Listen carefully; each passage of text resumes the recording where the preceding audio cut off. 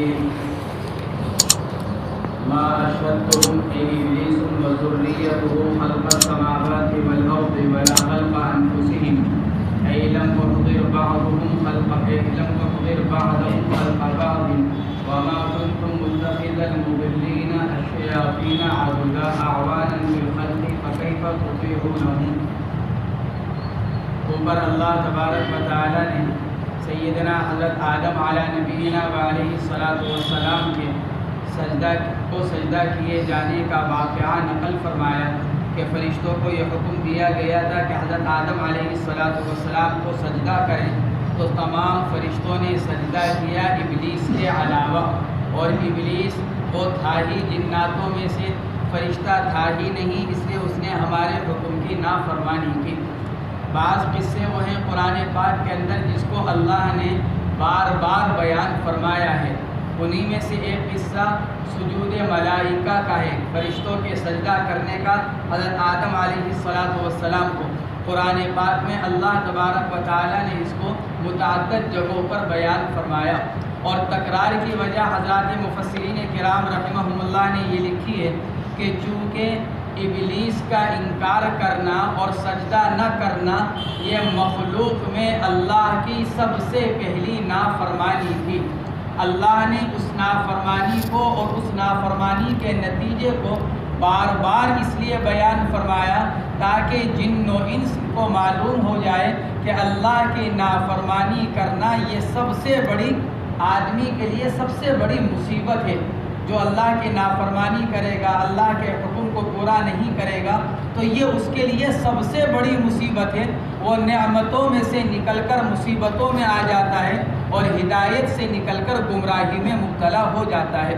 اس سبق کو بتلانے کے لیے اللہ تبارک و تعالی نے بار بار حضرت آدم علیہ السلام کے سجدہ کیے جانے کے واقعے کو بیان فرمایا.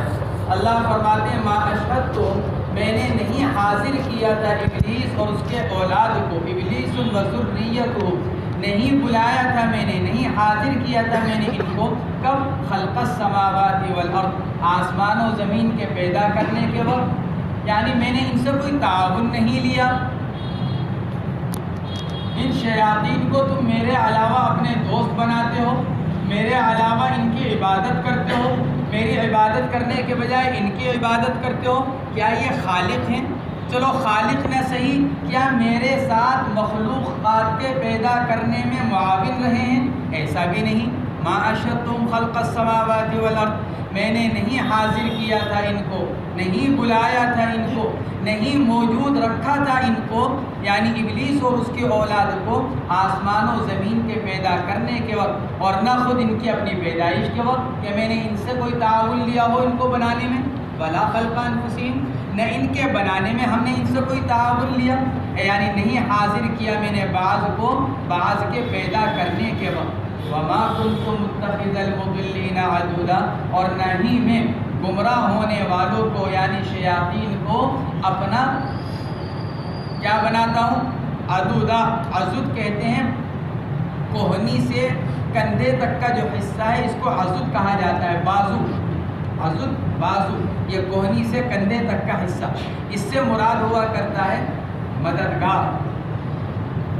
سنشد عضدک بأخیک، حضرت موسیٰ علیہ السلام کے واقعے میں فرمایا گیا ہم عن قریب مضبوط کر دیں گے آپ کے بازو کو آپ کے بھائی کے ذریعے سے، یعنی آپ کی مدد کریں گے آپ کے بھائی کے ذریعے سے.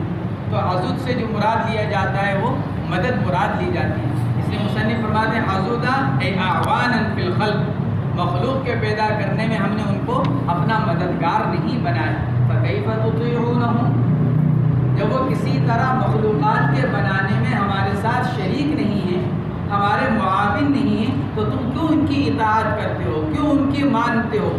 میں تم کو پیدا کرنے والا، میں دنیا کو بنانے والا، تم میری عبادت اور میری اطاعت کرنے کے بجائے شیاطین کی عبادت اور اطاعت کرتے ہو.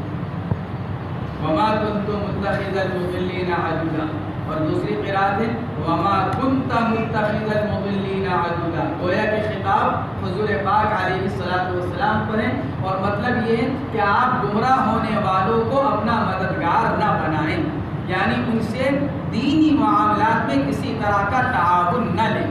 اگر یہ مراد دیا جائے، یہ قرات پڑھی جائے وما كنت متخذ المضلین عضدا، اور خطاب اللہ کے نبی علیہ الصلوۃ والسلام کو، تو پھر کہ کیا غیر مسلم سے تعاون لیا جا سکتا ہے؟ علماء نے لکھا ہے کہ عبادات کے اندر تو اس سے تعاون نہ لیا جائے، جیسے قربانی کا ذبح کرنا، اپنی جگہ حج کرانا، کہ اس کے اندر تو ان سے تعاون نہ لیا جائے، تعاون لینا درست نہیں ہے۔ ہاں جو دنیاوی امور ہیں، دنیاوی امور میں غیر ایمان والے سے تعاون لیا جا سکتا ہے۔ اے اعوانا فی الخلق فکیف تطیعونہ ویوم منصوب باذکر یقول بالیاء والنون، اور یاد کیجئے اس دن کو، یوم فرماتے کہ منصوب اذکر محذوف کی وجہ سے، یاد کیجئے اس دن کو جس دن اللہ فرمائے گا، یقول اللہ فرمائے گا، اور دوسری قرات ہے نقول نون کے ساتھ، بالیاء والنون، ایک قرات ہے یقول یا سے اور ایک قرات ہے نقول نون سے، ہم کہیں گے، تو یہ جمع کا صیغہ بطور تعظیم کے، یاد کیجئے اس دن کو جس دن ہم کہیں گے نادو شرکائی، کفار سے کہا جائے گا بلاؤ اپنے شرکا کو، اپنے بتوں کو، اے الاوثان، اپنے بتوں کو، اپنے معبودوں کو بلاؤ، الذین زعمتم، جن کے بارے میں تم کو یہ یقین تھا کہ وہ تمہاری شفاعت کریں گے اور تم کو میرے عذاب سے بچا لیں گے، جن کی تم دنیا میں عبادت کیا کرتے تھے، پوجتے تھے، جن کو بلاؤ ذرا ان کو، فدعوہم، عقل پر ایسے پردے پڑ جائیں گے، سمجھ نہیں سکیں گے کہ اللہ تبارک و تعالیٰ کا اس طرح فرمانا خود بتلا رہا ہے کہ کوئی شریک اس دن کوئی مدد نہیں کر سکے گا، لیکن چونکہ عقل پر پردے پڑے ہوئے ہوں گے، فدعوہم، اس لیے پکاریں گے۔ بعض کسی نے لکھا ہے کہ نہیں، چونکہ مجبور ہوں گے، کوئی نظر نہیں آ رہا ہوگا مدد کرنے والا، تو سوچیں گے ممکن ہے کہیں نہ کہیں سے کوئی تعاون مل ہی جائے، فدعوہم، اس لیے اپنے بتوں کو پکاریں گے، فلم یستجیبوا لہم ای لم یجیبوہم، کوئی ان کی پکار کا جواب نہیں دے گا۔ جس بت کو بھی پکاریں گے، اپنے معبودان باطلہ میں سے جس کو بھی پکاریں گے، کوئی ان کی پکار کا ان کو جواب نہیں دے گا۔ فلم یستجیبوا لہم ای لم یجیبوہم، کوئی ان کو جواب نہیں دے گا۔ وجعلنا بینہم ای بین الاوثان وعابدیہا موبقا، اور ہم بنا دیں گے ان کے درمیان، یعنی عابد اور معبود کے درمیان، طالب اور مطلوب کے درمیان، ای بین الاوثان وعابدیہا، بت اور بتوں کو پوجنے والوں کے درمیان، موبقا، ایک وادی، جہنم کی ایک وادی، موبقا، بین الاوثان وعابدیہا، وجعلنا بینہم موبقا، ہم کر دیں گے، بنا دیں گے ان کے درمیان ایک آڑ، وادی من اودیت جہنم یحلقون فیہ جمیعا، فرماتے ہیں موبق، یہ حضرت انس رضی اللہ تعالیٰ عنہ فرماتے تھے کہ یہ جہنم کی وادیوں میں سے ایک وادی کا نام ہے موبق، جو پیپ اور خون سے بھری ہوئی ہے، اس لیے مصنف فرماتے ہیں وادیت من اودیت جہنم، کہ موبق جہنم کی وادیوں میں سے ایک وادی جس میں یہ سارے کے سارے ہلاک ہوں گے، یحلقون فیہ جمیعا، کہ جس میں سارے کے سارے ہلاک ہوں گے۔ یہ موبق، یہ آڑ کیوں بنا دیں گے اللہ؟ تاکہ ان لوگوں کو بالکل مایوسی ہو جائے کہ اب کوئی ہماری مدد کر نہیں سکتا، اگرچہ وہ پہلے ہی سمجھ رہے ہوں گے کہ یہاں اللہ کے علاوہ ہماری کوئی مدد کرنے والا نہیں، لیکن جب ان کے درمیان اور ان کے بت جو پڑے ہوئے ہوں گے جہنم میں، جس سے دوسری جگہ فرمایا گیا کہ اللہ تبارک و تعالیٰ ان کو بھی اور ان کے معبودان باطلہ کو بھی سب کو کیا کرے گا؟ جہنم میں پھینک دے گا۔ انتم وما تعبدون من دون اللہ حسب جہنم انتم لہا واردون، تم اور جن کو تم پوجتے تھے اللہ کے علاوہ سب کو جہنم کا ایندھن بنا دیا جائے گا، تو جہنم میں ہی پھینک دیا جائے گا۔ تو سمجھ لیں گے کہ جب یہ جہنم میں آ گئے ہیں تو ہماری کیا مدد کریں گے؟ پھر ان کے درمیان میں بھی آڑ بنا دی جائے گی جس سے بالکل ہی ان کو مایوسی حاصل ہو جائے گی۔ بعض علماء نے لکھا ہے وَجَعَلْنَا بَيْنَهُمْ أَيْ بَيْنَ الْمُؤْمِنِينَ وَالْكَافِرِينَ موبقہ اے حاجزہ، اللہ ایمان والوں کے درمیان اور کافروں کے درمیان کل قیامت میں ایک آڑ بنا دے گا تاکہ ایک دوسرے کو نظر ہی نہ آ سکے۔ ادھر ایمان والے جنت میں، ادھر کفر کرنے والے جہنم میں، اور درمیان میں اللہ تبارک و تعالیٰ ایک آڑ ایسی بنا دے گا کہ جس سے ان کو کوئی نظر نہیں آئے گا۔ وَبَيْنَ الْأَوْثَانِ وَعَابِدِيهَا، دوسرا مطلب بیان کیا کہ بین المؤمنین والکافرین۔ حضرت عبداللہ ابن عباس رضی اللہ تعالیٰ عنہ نے یہی مطلب بیان کیا، وَجَعَلْنَا بَيْنَهُمْ أَيْ بَيْنَ الْمُؤْمِنِينَ وَالْكَافِرِينَ وَهُوَ مِنْ وَبَقَ بِالْفَتْحِ حَلَقَ، فرماتے ہیں موبق یہ وبقہ سے ہے فتح کے ساتھ، جس کے معنی ہلاک ہونے کے ہیں، یعنی ہم ان کے درمیان ایک ایسی جگہ بنا دیں گے جہاں یہ سب کے سب ہلاکت میں پڑے ہوئے ہوں گے۔ تو اللہ فرماتا ہے ہم ان سے کہیں گے کہ اپنے معبودوں کو پکارو، یہ پکاریں گے، کوئی ان کی پکار کا جواب نہیں دے گا۔ حضرت عمران ابن حسین رضی اللہ تعالیٰ عنہ فرماتے ہیں کہ میرے والد جب ایمان نہیں لے کر آئے تھے، حسین، حضرت عمران بھی صحابی ہیں، ان کے والد بھی صحابی ہیں، لیکن حضرت عمران پہلے ایمان لائے، ان کے والد حسین بعد میں ایمان لائے۔ حضرت عمران ابن حسین فرماتے ہیں جب میرے والد ایمان نہیں لائے تھے تو ایک مرتبہ وہ چلے جا رہے تھے، اللہ کے نبی علیہ الصلوۃ والسلام دوسری طرف سے تشریف لا رہے تھے، راستے میں ملاقات ہوئی، آپ نے روک لیا، فرمایا حسین تم کتنے بتوں کو پوجتے ہو، کتنے معبودوں کی عبادت کرتے ہو؟ عرض کیا کہ محمد 7 کی، 6 زمین کے، 1 آسمان کا، 7 کو پوجتا ہوں میں، 6 زمین کے وہ اپنے ہاتھوں کے بنائے ہوئے اور 7واں آسمان کا یعنی اللہ۔ ارشاد فرمایا کہ حسین ذرا یہ تو بتلاؤ جب کوئی مصیبت پڑتی ہے یا کوئی ضرورت آتی ہے تو پھر دل سے کس کو پکارتے ہو؟ عرض کیا کہ آسمان والے کو۔ مصیبت کے وقت میں، کسی ضرورت کے وقت میں تو جو پکار نکلتی ہے دل سے، جو نام نکلتا ہے وہ تو اللہ ہی کا نکلتا ہے، اوپر والے ہی کا نکلتا ہے۔ آپ نے ارشاد فرمایا کہ حسین جب مصیبت اور ضرورت کے وقت میں اسی ایک کو پکارتے ہو تو پھر ہر وقت اسی کو کیوں نہیں پکارتے؟ جب مصیبت کے وقت میں اس کی عبادت کرتے ہو تو ہر وقت اسی کی کیوں نہیں عبادت کرتے؟ یہ فرما کر آپ خاموش ہو گئے۔ پھر آپ نے فرمایا کہ حسین اگر تم ایمان لے آئے اور ملاقات کی تم نے تو تم کو 2 جملے سکھاؤں گا۔ یہ فرما کر آپ تشریف لے گئے۔ کچھ عرصہ گزرا، اللہ نے حضرت حسین رضی اللہ تعالیٰ عنہ کو ایمان مرحمت فرمایا، ایمان کی توفیق دی، مسلمان ہو گئے، کلمہ پڑھ لیا۔ کلمہ پڑھنے کے بعد یاد تھا کہ اللہ کے نبی نے مجھ سے 2 جملے سکھانے کا وعدہ کر رکھا ہے۔ ایک دن عرض کیا یا رسول اللہ آپ کو اپنا وعدہ یاد ہے؟ آپ نے فلاں وقت میں مجھ سے وعدہ کیا تھا کہ آپ مجھ کو 2 جملے سکھائیں گے میرے نفع کے فائدے۔ آپ نے فرمایا کہ ہاں مجھ کو یاد ہے، پڑھو۔ اللہم الہمنی رشدی واعذنی من شر نفسی، یہ 2 جملے سکھائے۔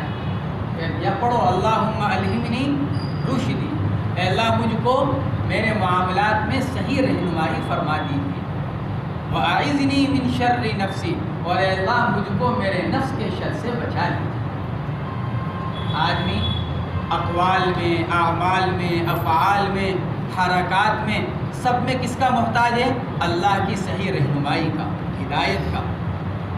اس لیے آپ نے یہ دعا ارشاد فرمائی، اللہم الہمنی رشدی واعذنی من شر نفسی، اے اللہ مجھ کو ہدایت مرحمت فرما، میری رہبری فرما۔ یہ مطلب ہر معاملے میں میری رہبری فرما، میں کچھ کہوں، میں کچھ کروں، آپ میری صحیح رہبری فرما دیجیے۔ وَأَعِذْنِي مِنْ شَرِّ نَفْسِي، اور مجھ کو بچا لیجیے میرے نفس کے شر سے۔ یہ آپ نے ان کو 2 جملے سکھائے۔ اسی کو اللہ فرماتا ہے کہ پکارتے ہیں لیکن اللہ کے علاوہ کوئی ان کی پکار کا جواب دینے والا نہیں ہے۔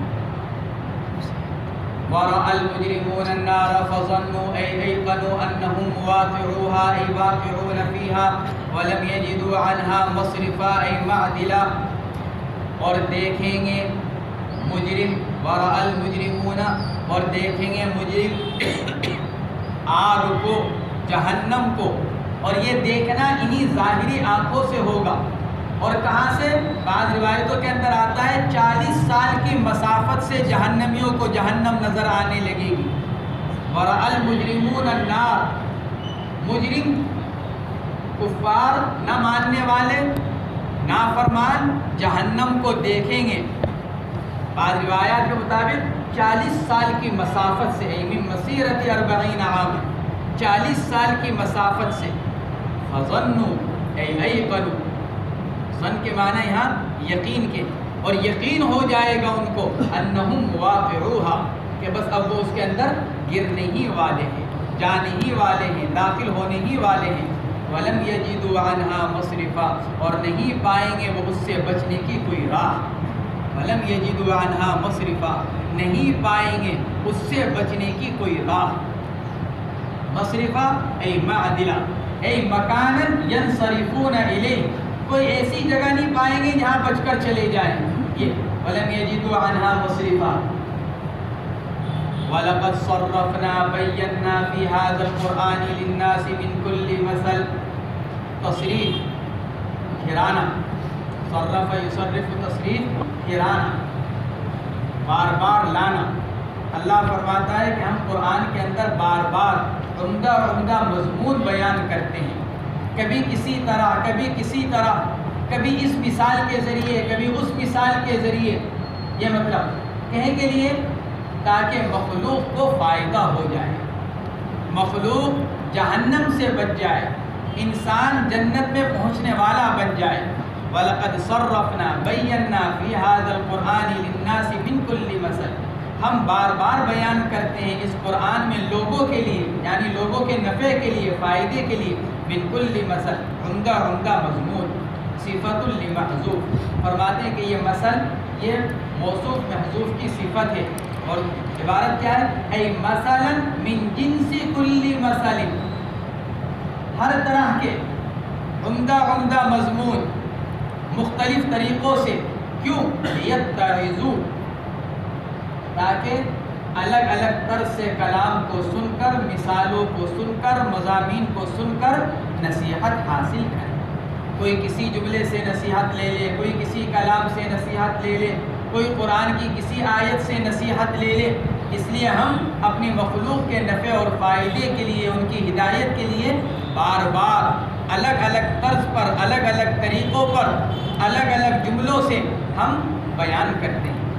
لیکن وَكَانَ الْإِنسَانُ بَيْنَ الْكَافِرُ أَكْثَرَ شَيْءٍ جَدَلًا، ہم تو بیان کرتے ہیں اپنی مخلوق کے نفع اور فائدے کے لیے، لیکن مخلوق کا حال کیا ہے؟ وَكَانَ الْإِنسَانُ أَكْثَرَ شَيْءٍ جَدَلًا، انسان تو بہت ہی زیادہ جھگڑا چکے. ہم اس کے سامنے نفع کی چیزیں بیان کرتے ہیں، وہ اسی کے اندر جھگڑنے لگتا ہے. ایک خصومتاً فی الباطل، انسان سے مراد مصنف فرماتے ہیں الکافر. وَكَانَ الْإِنسَانُ اے الکافر، انسان سے مراد کافر. اب کافر کے اندر بھی یا تو عموم ہو سکتا ہے یا خاص ہو سکتا ہے. کافر عمومی طور پر تمام کفار، یا پھر کافر سے مراد کوئی خاص بھی ہو سکتا ہے. جیسے بعض مفسرین نے لکھا ہے کہ اس سے مراد ہے نضر بن الحارث، اور بعض علماء نے لکھا ہے کہ اس سے مراد ہے ابن الزباری، اور بعض علماء نے لکھا ہے کہ اس سے مراد ہے ابی ابن خلف. یہ سب یوں کہا کرتے تھے ارے کیا مرنے کے بعد دوبارہ زندہ کیے جائیں گے جب ہماری ہڈیاں بھی بوسیدہ ہو جائیں گی. یہ جھگڑا نکالتے تھے، اعتراضات کرتے تھے. تو اللہ نے ان کے بارے میں فرمایا وَكَانَ الْإِنسَانُ أَكْثَرَ شَيْءٍ جَدَلًا. تو وَكَانَ الْإِنسَانُ اے الکافر، اب کافر سے مراد یا تو خاص متعین، تو پھر اس متعین کے بارے میں 3 قول، نضر بن الحارث، ابن الزباری یا پھر ابی ابن خلف، یا پھر کافر سے مراد عام.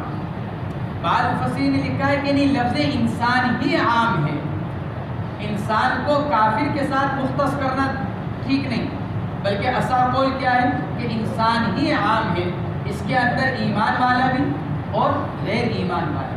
اس لیے کہ تمام مخلوقات میں سب سے زیادہ جھگڑالو کون ہے؟ انسان. تمام مخلوقات میں اللہ نے جتنی مخلوقات پیدا کی ہیں ان میں سب سے زیادہ لڑنے جھگڑنے والا انسان. اس کی تائید حضرت علی رضی اللہ تعالیٰ عنہ کی روایت سے بھی ہوتی ہے. حضرت علی فرماتے ہیں کہ ایک مرتبہ رات کے وقت میں، آدھی رات میں، اللہ کے نبی علیہ السلام ہمارے گھر تشریف لائے.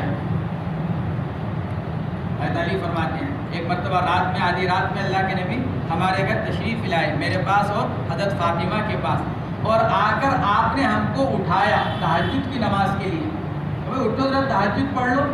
حضرت علی فرماتے ہیں میں نے عرض کیا یا رسول اللہ ہمارے نفوس اللہ کے قبضے میں ہیں، جب وہ چاہیں گے ہم کو تہجد کے لیے اٹھا بھی دیں گے۔ اللہ کے نبی تو اٹھا رہے ہیں، اٹھو تہجد کی نماز پڑھو۔ حضرت علی نے یہ جواب دیا، یعنی کیا مطلب، یعنی بس سوتے رہنے دیجئے، جب اللہ کی طرف سے توفیق ہوگی تو اٹھ جائیں گے خود بخود۔ اللہ کے نبی ہمارے نفوس اللہ کے قبضے میں، جب وہ چاہے گا ہم کو تہجد کے لیے اٹھا دے۔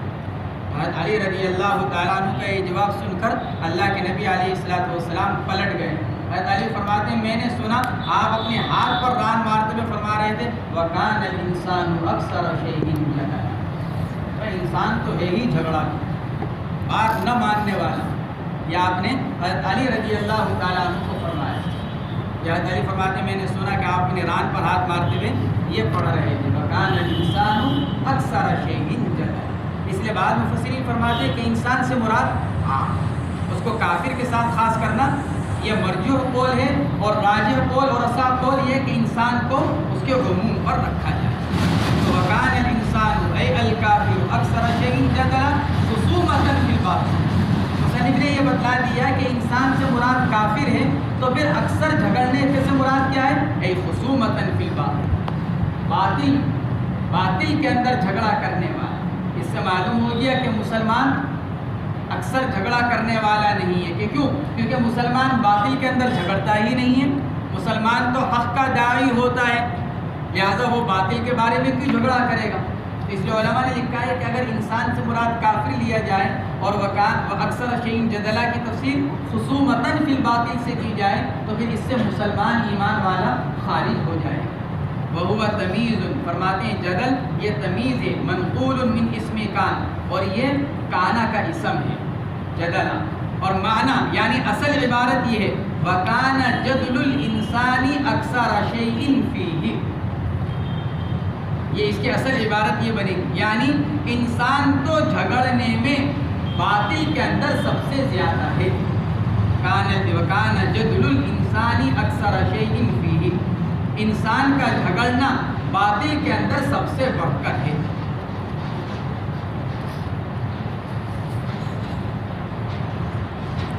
وَمَا مَنَعَ النَّاسَ أَن يُؤْمِنُوا وَمَا مَنَعَ النَّاسَ أَن كُفَّارَ مَكَّةَ أَن يُؤْمِنُوا مَفْعُولٌ ثَانٍ إِذْ جَاءَهُمُ الْهُدَىٰ الْقُرْآنُ وَيَسْتَغْفِرُوا رَبَّهُمْ إِلَّا أَن تَأْتِيَهُمْ سُنَّةُ الْأَوَّلِينَ، اور کس چیز نے روک دیا لوگوں کو، وَمَا مَنَعَ النَّاسَ کس چیز نے روک دیا لوگوں کو، لوگوں سے مراد کون، اے کفار مکہ، کیونکہ آیت شریفہ اصل انہی کے بارے میں نازل ہوئی ہے، اصل مخاطب وہی ہیں، لیکن ان کے واسطے سے تمام نہ ماننے والوں کو خطاب ہے۔ کس چیز نے روک دیا ہے نہ ایمان لانے والوں کو، ان لوگوں کو کفار کو، ان یؤمنوا کیسے، ایمان لانے سے۔ فرماتے کہ یہ مفعول ثانی ہے، وما منع الناس، منع فعل اور الناس اس کا مفعول اول اور ان یؤمنوا اس کا مفعول ثانی۔ کس چیز نے روک دیا لوگوں کو کہ ایمان لائیں، اذ جاءہم الہدی، جس وقت کہ آ گیا ان کے پاس ہدایت نامہ، اے القرآن۔ خدا کی تفسیر قرآن سے کی ہے مصنف، دوسری تفسیر اس کی رسول کے ساتھ کی گئی ہے، اذ جاءہم الہدی اے اذ جاءہم الرسول، جس وقت کہ ان کے پاس رسول تشریف لے آئے۔ وَيَسْتَغْفِرُوا رَبَّهُمْ، اور کس چیز نے روک دیا لوگوں کو کہ وہ اپنے رب سے معافی طلب کریں، اس کا عطف اسی کے اوپر، وَيَسْتَغْفِرُوا رَبَّهُمْ، یؤمنوا پر عطف ہے، وَمَا مَنَعَ النَّاسَ أَن يُؤْمِنُوا وَمَا مَنَعَ النَّاسَ أَن يَسْتَغْفِرُوا، کس چیز نے روک دیا ہے لوگوں کو کہ وہ ایمان لائیں، اور کس چیز نے روک دیا لوگوں کو کہ وہ استغفار مغفرت طلب کریں۔ اسی بنا پر علماء نے لکھا ہے کہ افضل ایمان وہ ہے کہ جس کے ساتھ استغفار بھی پایا جاتا ہے، ایمان بھی ہو اور ایمان کے ساتھ ساتھ استغفار بھی۔ وَيَسْتَغْفِرُوا رَبَّهُمْ إِلَّا أَن تَأْتِيَهُمْ سُنَّةُ الْأَوَّلِينَ، ہاں بس انتظار کہے کرتے ہیں کہ آ جائے ان کے پاس پہلوں کا سا طریقہ، یعنی کیا مطلب، یعنی بس وہ تو یہ انتظار کر، ایمان نہیں لا رہے ہیں، وہ تو اس انتظار میں ہے کہ جب ہم ایمان نہیں لا رہے تو ہم پر عذاب کیوں نہیں نازل ہو رہا ہے؟ 90 پارے کے اندر اللہ نے ان کا قول نقل کیا ائتنا بعذاب علیم. ارے بھائی اگر ہم جھوٹے ہیں تم سچے ہو اپنے وعدے کے اندر ہمارے اوپر عذاب لے آؤ. الا ان تاتیہم سنت الاولین مگر یہ کہ آ جائے ان کے پاس پہلوں کا سا طریقہ. سنت الاولین یہ ہے اس کا فاعل. فرماتے ہیں فاعل ای سنتنا فیہم یعنی نہ ماننے والوں میں جو ہمارا طریقہ رہا ہے اس کا انتظار کر رہے ہیں. ای سنتنا فیہم ہمارا جو طریقہ رہا ہے کس میں؟ فیہم نہ ماننے والوں میں. اور وہ طریقہ کیا ہے؟ وہی الاہلاک. اور وہ ہمارا طریقہ کیا ہے؟ ہماری سنت کیا ہے؟ ہلاک کر دینا. المقدر علیہم یعنی وہ ہلاکت جو ان کے لیے مقدر کر دی گئی ہے، جو اصل میں ان کے لیے ہلاکت لکھ دی گئی ہے، بس یہ تو اس ہلاکت کا انتظار کر رہے ہیں. اس ہلاکت کے انتظار میں یہ لوگ ایمان نہیں لے کر آئے. او یأتیہم العذاب قبلا یا یہ انتظار کر رہے ہیں کہ آ جائے ان کے پاس عذاب آنکھوں کے سامنے. قبلا اے مقابلتاً و عیاناً آنکھوں کے سامنے عذاب آ جائے، دیکھ لیں خود آنکھوں سے. قبلا چنانچہ وہ عذاب آیا اور وہ عذاب کیا؟ فرماتے ہیں وَهُوَ الْقَتْلُ يَوْمَ بَدْرٍ اور وہ عذاب ان کے اوپر آیا کب؟ بدر کے دن. اللہ نے بڑے بڑے سرداروں کو مارا اور بڑے بڑے سرداروں کو قید کرایا گیا. وفی قراءۃ بضمتین فرماتی دوسری قراءت قبولا او یاتیہم العذاب قبولا. مصنف نے تو قراءت بیان کی قبالا، اس کی تفسیر کی ای مقابلتاً و عیاناً آنکھوں کے سامنے آ جانا. اور دوسری قراءت کے بارے میں فرماتے ہیں قبولا قاف اور با دونوں کے ضموں کے ساتھ اور جمع ہے یہ قبیل کی اے انواع. یہ انتظار کر رہے ہیں کہ آ جائے ان کے پاس مختلف قسم کا عذاب. اے انواع قبیل اے انواع جمع قبول جمع قبیل کی معنی اس کے انواع کے، انواع جمع نوع کی قسم. یہ انتظار کر رہے ہیں اپنے اوپر قسم قسم کے عذاب کے آنے کا. وما نرسل المرسلین الا مبشرین للمؤمنین ومنذرین مخوفین للکافرین اور نبی جی نہیں بھیجتے ہیں ہم رسولوں کو مگر ایمان والوں کے لیے بشارت دینے والا بنا کر اور نہ ماننے والوں کو ڈرانے والا بنا کر. جب ہم رسول کو بھیجتے ہیں تو اس کو مبشر بنا کر بھیجتے ہیں. کس کے لیے مبشر؟ کس کے لیے؟ بشارت دینے والے کس کے لیے؟ ایمان والوں کے لیے، اللہ کو ماننے والوں کے لیے. اور نذیر بھی بنا کر بھیجتے ہیں. نذیر کس کے لیے؟ نہ ماننے والوں کے لیے. جو نہیں مانتے ان کو وعیدیں سنائی جاتی ہیں، جو مانتے ہیں ان کو وعدے سنائے جاتے ہیں. نہیں بھیجتے ہیں ہم رسولوں کو مگر ایمان والوں کے لیے بشارت دینے والا بنا کر اور منذرین ای مخوفین اور نہ ماننے والوں کو ڈرانے والا بنا کر. لیکن وَيُجَادِلُ الَّذِينَ كَفَرُوا بِالْبَاطِلِ لیکن جھگڑا کرتے ہیں یہ کافر باطل کے ذریعے سے. وَيُجَادِلُ الَّذِينَ كَفَرُوا بِالْبَاطِلِ جھگڑا نکالتے ہیں وہ لوگ جنہوں نے کفر کیا باطل کے ذریعے سے، یعنی اپنے اعتراضات کے ذریعے سے، اپنی ناحق باتوں کے اور کلمات کے ذریعے سے. جیسے فرماتے ہیں بِقَوْلِهِمْ أَبَعَثَ اللَّهُ بَشَرًا رَسُولًا جیسے کفار کہا کرتے تھے ارے کیا اللہ نے اسی انسان کو نبی بنا کر بھیجا؟ کیا اللہ نے انسان کو نبی بنا کر بھیجا؟ ارے بھائی نبی بنا کر بھیجنا تھا تو کسی فرشتے کو بھیج دے. اچھا اگر نبی انسانی کو بنا کر بھیجتا تھا تو انہی کو کیوں بنا کر بھیجا؟ یہ مکہ وغیرہ یہ جو بڑے بڑے شہر ہیں یہاں سے ذرا کسی معزز آدمی کو نبی بنا کر بھیجا جاتا. یہ اس طرح کے کلمات کہتے ہیں. فرماتے ہیں کفروا بالباطل بقولہم ابعث اللہ بشرا رسولا ونحوہ اس جیسے جو اور کلمات ہیں ان کو کہتے ہیں. کیوں؟ لیدحضوا بہ تاکہ بچلا دیں اپنے کلمات کے ذریعے سے، اپنے جھگڑے کے ذریعے سے. لوگوں کے سامنے اس طرح کی باتیں کرتے ہیں تاکہ لوگ باطل ہی کے اندر مبتلا رہیں اور یہ لوگ لوگوں کو حق کی طرف نہ آنے دیں. لیدحضوا به ای لیبطلوا بجدالهم، تاکہ باطل کر دیں، ختم کر دیں، مٹا دیں اپنے جھگڑے کے ذریعے سے، کس کو؟ الحق، حق کو یعنی قرآن کو، اپنے ناحق کلمات کے ذریعے سے، اپنے غلط سلط اعتقادات کے ذریعے سے، جملوں کے ذریعے سے یہ حق کو مٹانا چاہتے ہیں۔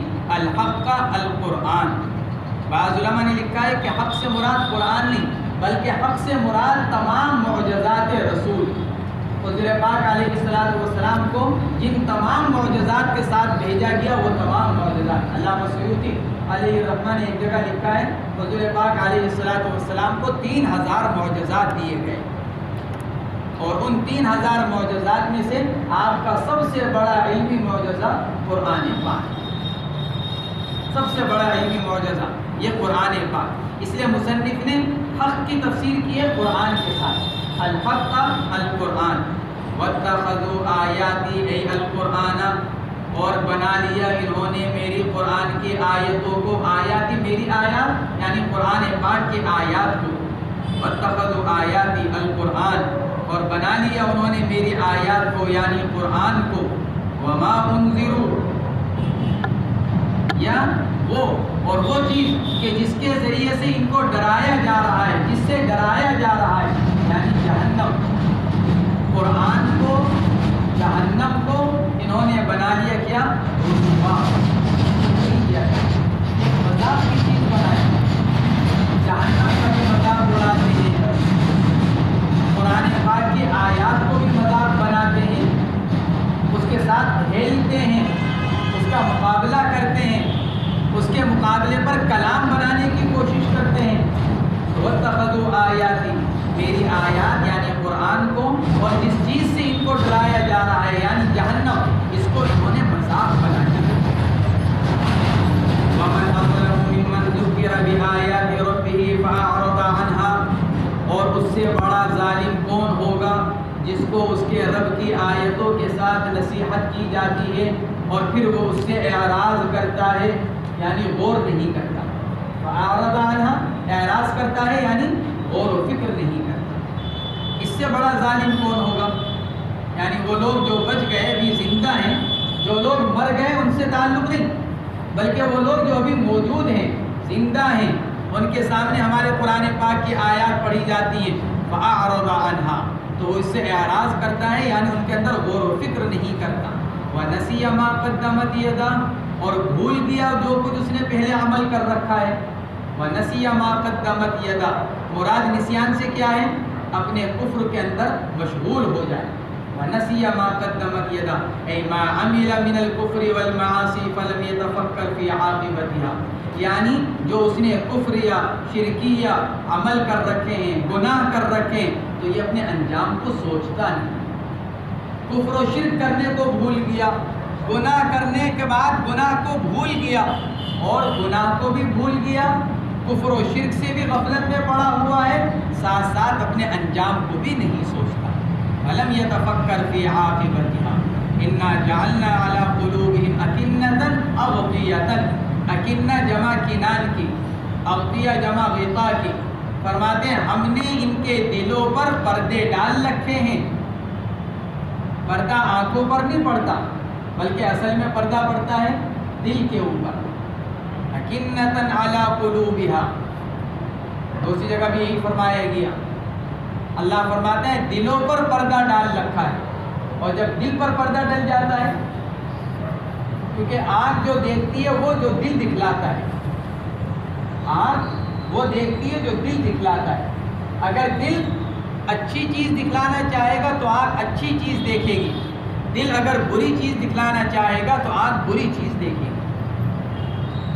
ایک آدمی نے اپنے پیر صاحب سے اپنے شیخ سے شکایت کی کہ حضرت بد نظری سے بچنا نہیں ہو پاتا، بہت کوشش کرتا ہوں نہیں بچتا۔ تو شیخ نے کہا کہ ٹھیک ہے، ان کو ایک دودھ کا بھرا ہوا پیالہ دیا، فرمایا کہ لو یہ لو اور یہ فلاں صاحب کو پہنچاؤ، لیکن دیکھو اس میں سے کوئی قطرہ گرنا نہیں چاہیے، ایک قطرہ بھی اس کے اندر سے گرنا نہیں چاہیے۔ تو اب وہ پیالہ لے کر گئے جا کر دیکھ کر آئے واپس۔ شیخ نے پوچھا راستے میں کتنی جگہ بد نظری ہوئی؟ عرض کیا کہ حضرت پیالے سے ہی نظر نہیں اٹھی، پیالے پر ہی نظر جمی رہی، دل نے یوں کہا کہ شیخ نے یوں کہا ہے کہ کوئی قطرہ گرنا نہیں چاہیے، تو پوری نگاہ پیالے کے اوپر رہے کہ کوئی خطرہ گر تو نہیں رہا ہے۔ تو دل جو چاہتا ہے آنکھ وہ دیکھتی ہے، اس لیے اللہ نے فرمایا انا جعلنا علی قلوبہم اکنہ، ہم نے دل پر پردہ ڈالا۔ کوئی چیز ہو، اب اگر پردہ سامنے انسان یہاں بیٹھا ہے، اگر پردہ وہاں ڈالا ہوا ہے تو کم سے کم یہاں سے وہاں تک نظر آ رہا ہے، لیکن اگر پردہ بالکل ملا کر ڈال دیا جائے پھر آدمی کو بھی نظر نہیں آئے گا۔ تو اسی پردہ دل پر جب ڈل گیا تو اب جو دل سے دیکھنے کی قوت آنکھ تک پہنچتی تھی، اب آپ اس کو دیکھنے سے معذور ہو گئے۔ اور یہاں دیکھنے سے مراد کیا؟ مصنف نے کہا انا جعلنا علی قلوبہم اکنۃ، ہم نے ڈال دیا ان کے دلوں پر پردہ، اغطیۃ ان یفقہوا، کیسے؟ قرآن پاک کے سمجھنے سے۔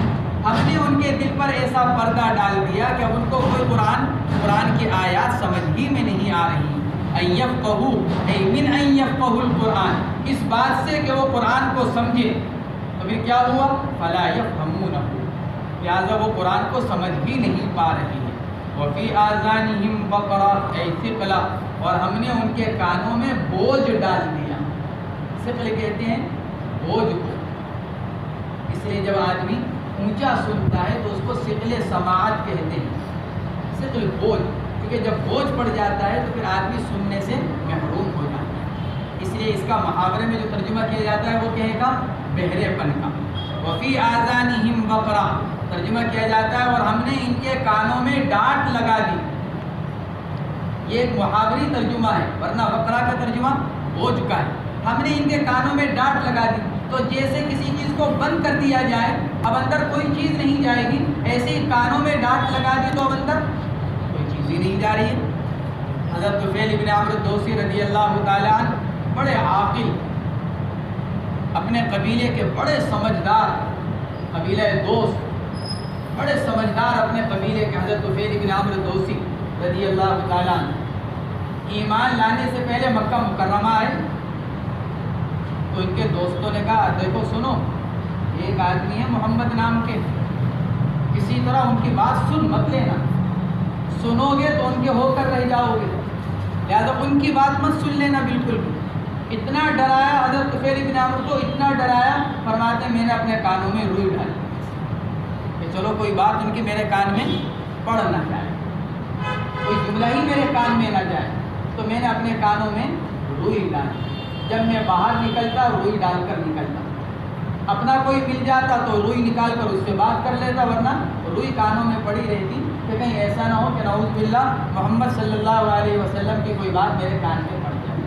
کہتے ہیں 2-3 دن تو گزر گئے اسی حال میں، یعنی میں نے اپنے آپ سے کہا کہ تو بڑا بے وقوف ہے، لوگ تجھے اتنا عقل مند کہتے ہیں اور تو اتنی بے وقوفی کا کام کر رہا ہے، تو اتنا سمجھدار ہو کر، اتنا عقل مند ہو کر، ارے یہ بھی کوئی عقل کی بات ہے؟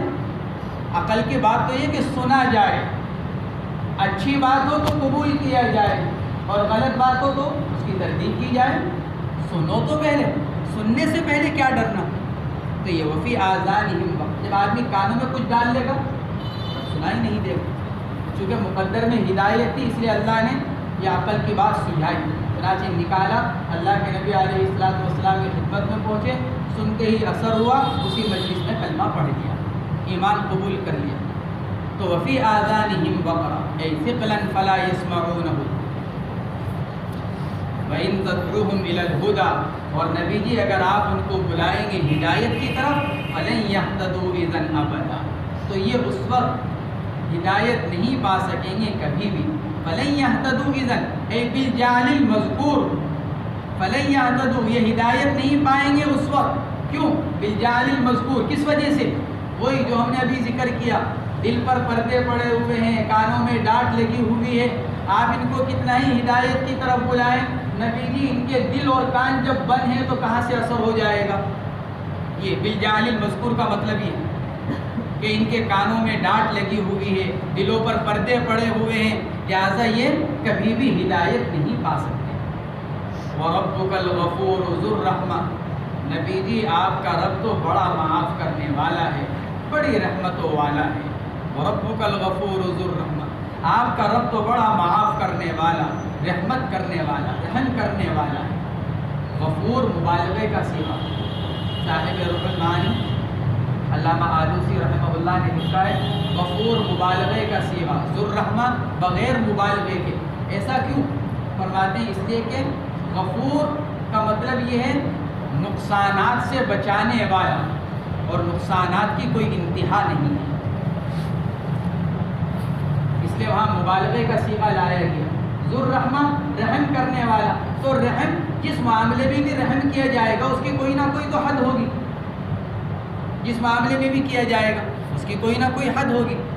تو غفور یہ نقصان سے بچانا، اور رحمت نفع پہنچانا، تو نفع پہنچانے کی کوئی نہ کوئی حد ہوگی، لیکن نقصانات سے بچانے کی کوئی حد نہیں، اس لیے غفور مبالغے کا صیغہ لایا گیا۔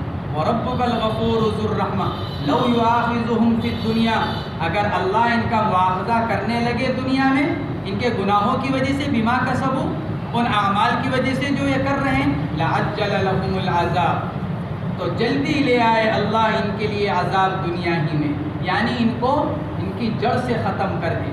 بَل لَهُم مَوْعِدٌ، بلکہ بات یہ ہے کہ ان کے لیے ایک وعدے کا وقت متعین، موعد یہ زمان بھی ہو سکتا ہے، مکان بھی، ظرف زمان بھی، ظرف مکان بھی۔ موعد فرماتے ہیں وَهُوَ يَوْمَ الْقِيَامَةِ، یہ مکان بھی ہو سکتا ہے قیامت کا دن، اور یہ زمانہ بھی ہو سکتا ہے۔ ان کے لیے ایک وعدہ متعین ہے، لَن يَجِدُوا مِن دُونِهِ مَوْئِلًا، اور جب وہ وعدہ آئے گا، پورا ہوگا، نہیں پائیں گے پھر عذاب سے بچنے کی کوئی جگہ۔ لَن يَجِدُوا مِن دُونِهِ مَوْئِلًا، پھر نہیں پائیں گے، ہرگز نہیں پائیں گے۔ من دونہ ضمیر لوٹ رہی ہے عذاب کی طرف، عذاب کے علاوہ عذاب سے بچنے کی کوئی جگہ، موئلہ اے ملجأ من العذاب، عذاب سے بچنے کی کوئی جگہ نہیں پائیں گے۔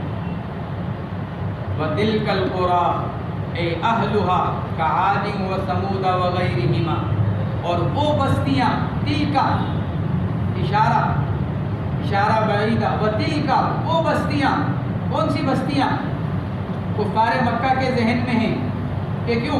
کیونکہ وہ مکہ مکرمہ سے جب ملک شام جاتے تھے تو قوم عاد، قوم سمود، لوط، ان سب کی بستیوں سے گزرنا ہوتا تھا، تو قرآن کہہ رہا ہے وَتِلْكَ الْقُرَىٰ وہ بستیاں جہاں سے تم گزرتے ہو، تمہاری نظریں پڑتی ہیں، وَتِلْكَ الْقُرَىٰ وہ بستیاں اے اہلها، بستیوں سے مراد بستی والے، جیسے قوم عاد، قوم سمود، قوم لوط وغیرہ، یہ سب اہلکناہم لما ظلموا، ہم نے ان کو ہلاک کیا جب انہوں نے ظلم کیا یعنی کفر کیا۔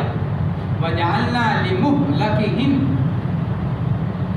میم کا ضمہ اور لام کا فتحہ، لمہلکہم، مہلک مفعول کے وزن پر، اور ہم نے کر دیا ان کو ہلاک شدہ، لمہلکہم لإہلاکہم، یعنی ہم نے ان کو ہلاک کرنے کے لیے، ہلاک کرنا، اور فی قراءۃ بفتح المیم، اور یہ قراءت لمہلکہم، میم کے فتحے کے ساتھ، لہلاکہم، ہلاک کرنا، اور ہلاک ہو جانا، اگر مہلک ہے تو پھر ہلاک کرنا، اور اگر لمہلکہم ہے تو پھر ہلاک ہونا۔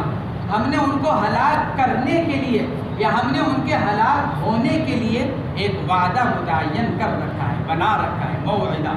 تو گویا کہ اللہ تبارک و تعالیٰ یہ فرما رہے ہیں کہ جس طرح ہم نے ان اقوام ماضیہ کو ان کی نافرمانی، کفر و شرک کی وجہ سے ان کے مقررہ وعدے پر ان کو ہلاک کیا، تمہارے لیے بھی ایک وقت متعین ہے، تمہاری ہلاکت بھی اس وقت مقررہ پر ہوگی، تمہارے عذاب کو جلدی مٹانے سے عذاب پہلے نہیں آئے گا۔ جو تم کہہ رہے کہ عذاب لاؤ، ائتنا بحجارۃ من السماء ائتنا بعذاب علیم، جو تم کہہ رہے ہو کہ آسمان سے پتھر برسا دو، آسمان سے عذاب لے آؤ، تمہارے یہ کہنے سے عذاب جلدی نہیں آئے گا، ہم نے جو وقت متعین کر رکھا ہے اسی وقت پر تمہارے اوپر عذاب آئے گا۔ اب وہ دن یا تو قیامت کا یا پھر بعض علماء نے لکھا ہے کہ اس سے مراد بدر کا، وجعلنا لمهلكهم موعدا.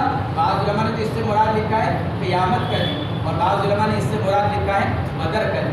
چنانچہ بدر کے دن میں ان کو سب سے زیادہ چوٹ پہنچی اور ان کی قوت اور طاقت ختم ہوئی، یعنی اس پر اثر پڑا.